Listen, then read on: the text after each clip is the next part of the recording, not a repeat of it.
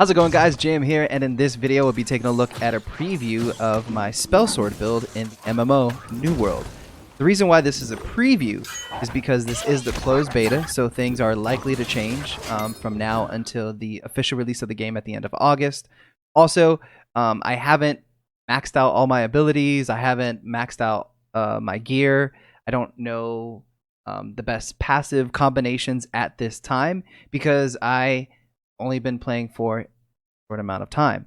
However, I did want to release this preview to give people the opportunity to test this build out while the closed beta is still going on.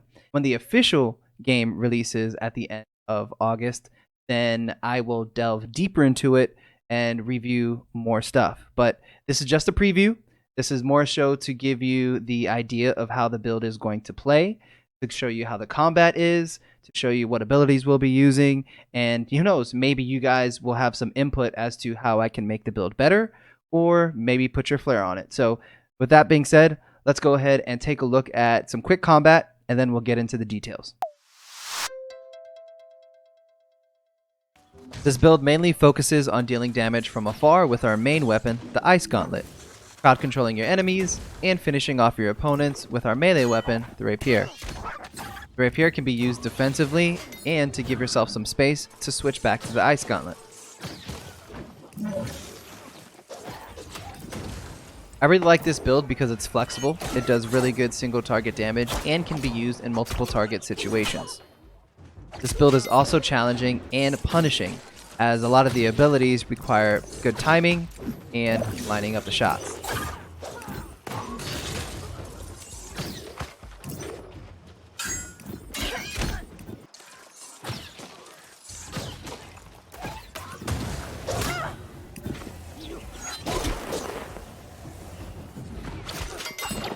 Alright, so now that we've gotten a good idea of how combat looks, let's go ahead and jump into our gear, our attributes, and our weapon abilities.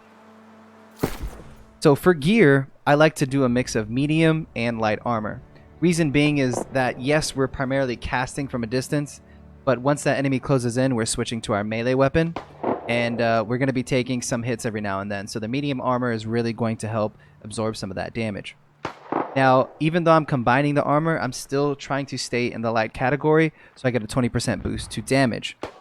If you're playing more group content, you may find it beneficial to go into the medium category because you still get 10% boost to damage. However, your debuffs that you apply, including crowd control, last 10% longer.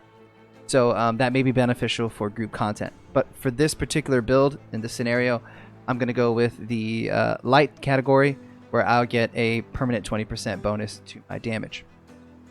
Alright, let's go ahead and get into our attributes. Now with your attributes, your main one is going to be intelligence. Your secondary is going to be dexterity. And the last one is constitution. And constitution overall just gives you a boost to health. So if you have points to dump, I would dump it in constitution. But mainly focus on intelligence, and your backup is dexterity.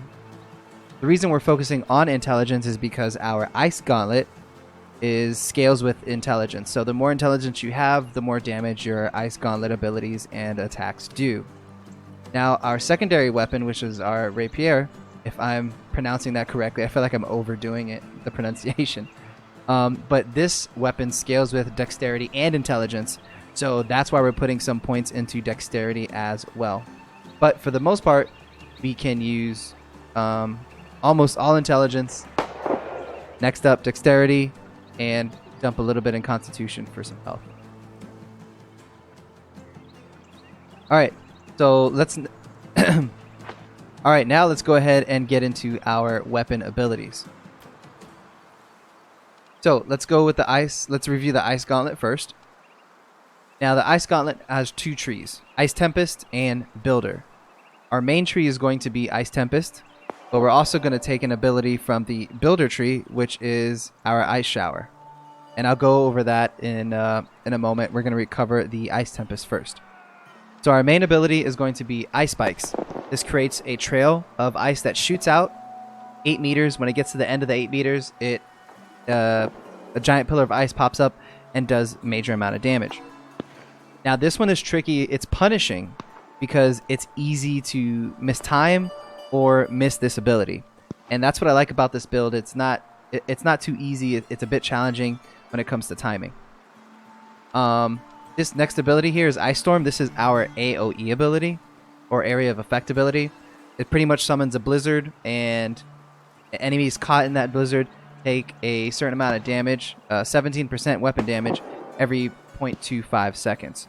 So putting this around an enemy gives you a nice little dot and an AoE, and if you can fight in that AoE, that's even better, because while you're laying on damage, they have ticking damage as well. So heading over to our builder tree, we have Ice Shower that we're using for this. And what this is a CC, a crowd control ability. This Ice Shower is going to root opponents or enemies. It's going to block sprinting and dodging, and it slows their speed down by 50%. So this is that line in front that you saw in the combat where enemies kind of get stopped right in their tracks. So that's good to give yourself some distance if you're trying to retreat, or if you're trying to set up a combo with somebody else and stop enemies in their tracks. So we're using Ice Tempest abilities, Ice Spikes, and Ice Storm, and then in our builder, we're using Ice Shower.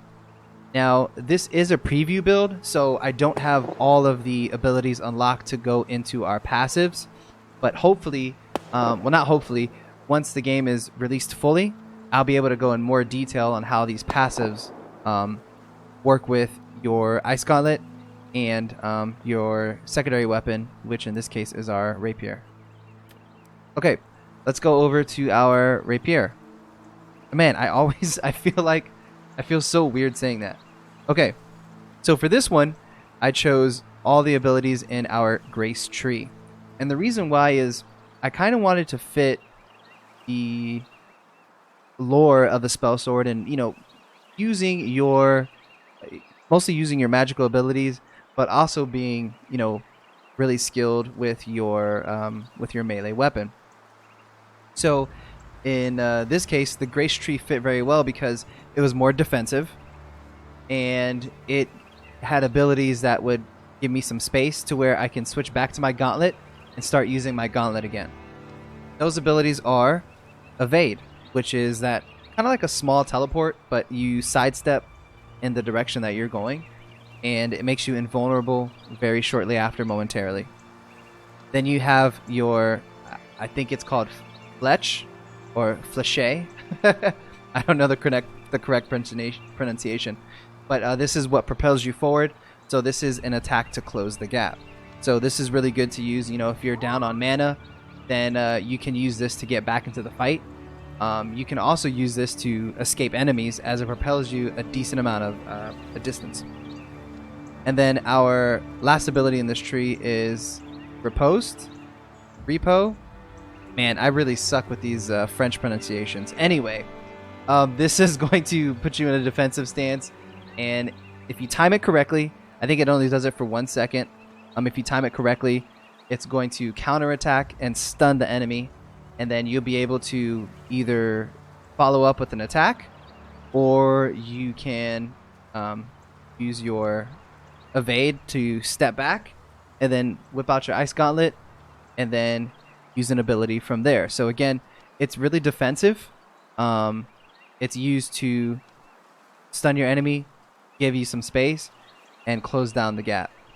So this build really focuses on dealing damage from a distance, preventing them from closing in, but once they do close in, you have the ability to defend yourself, give yourself some room, and then continue attacking with either your melee weapon or your Ice Gauntlet, which is our main weapon in this build.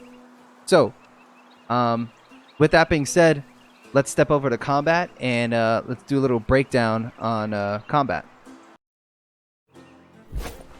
Okay, let's go over some step-by-step combat with this build. We have a level 12 wolf over there that's going to be our guinea pig. So I'm going to start off with my Ice Gauntlet. I'm going to start off with some range attacks. I'm going to use my Ice Shower to stop the wolf from advancing. I'm going to then use my Ice Storm, and that combined with my Ice Shower guarantees that he stays a decent amount of time within the ice storm to take damage. And then what I'm going to do is follow up with my ice spikes. So this is just purely using the ice gauntlet in this scenario. And let's hope it goes as smoothly as I described.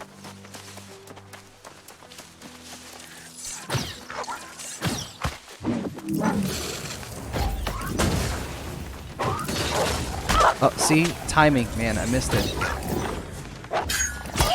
Alright, so that was my riposte, stun, step back, and then my flèche, or whatever that ability is called. Man, I really probably should have looked up how to pronounce these things. I feel like I'm going to get judged hardcore. Okay, so here is another unfortunate wolf. Let's go ahead and pretty much do the same rotation, but we're going to switch it up a little bit.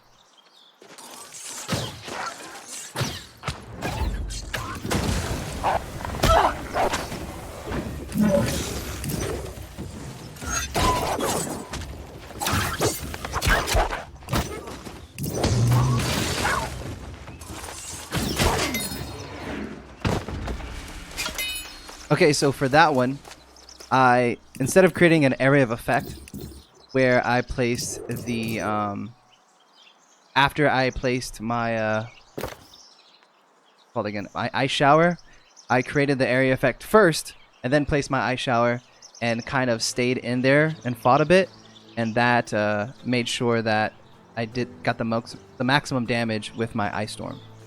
And then I finished off with ice spikes. Now, as you saw there, I missed one of my abilities. And so I mentioned earlier, it can be very punishing, this build. And that's why I like it, because it's challenging. So, you know, this one only has 8 meters. The ice spike only goes 8 meters, and you have to time it right in a line. So it's going to take some practice. I still haven't perfected it. But again, I like the overall idea and the playstyle of this build. It seems very mystical, magical, badass, whatever you want to call it. And the inspiration from this build came from Elder Scrolls Oblivion, the Spellsword constellation or build or whatever that was. And I really liked playing that style in Oblivion and Skyrim, so I was like, you know, why not try it here? So I hope you like the build, and I can't wait to see what what people do with this build, adding their own flair to it, switching up some of the abilities, and I'm really looking forward to getting fully geared, getting all the abilities that I need, messing around with passives, and getting the best gear possible, and seeing how this build can truly perform at max level or max everything, essentially. And you know, that's gonna happen. I'm gonna work towards that when the game fully releases at the end of August. Again, this was a preview build, so if you have any questions or any comments or anything that you'd like to add to this build, let me know in the comment section below. Thank you for watching this video. I hope you enjoyed it, and I hope you enjoyed the build. Feel free to like, share, and subscribe for more New World content. I will be streaming New World for the rest of the closed beta, and then we're going to dive headfirst into it when it releases at the end of August. I think my socials are in the banner on my YouTube channel, so you can get to them there.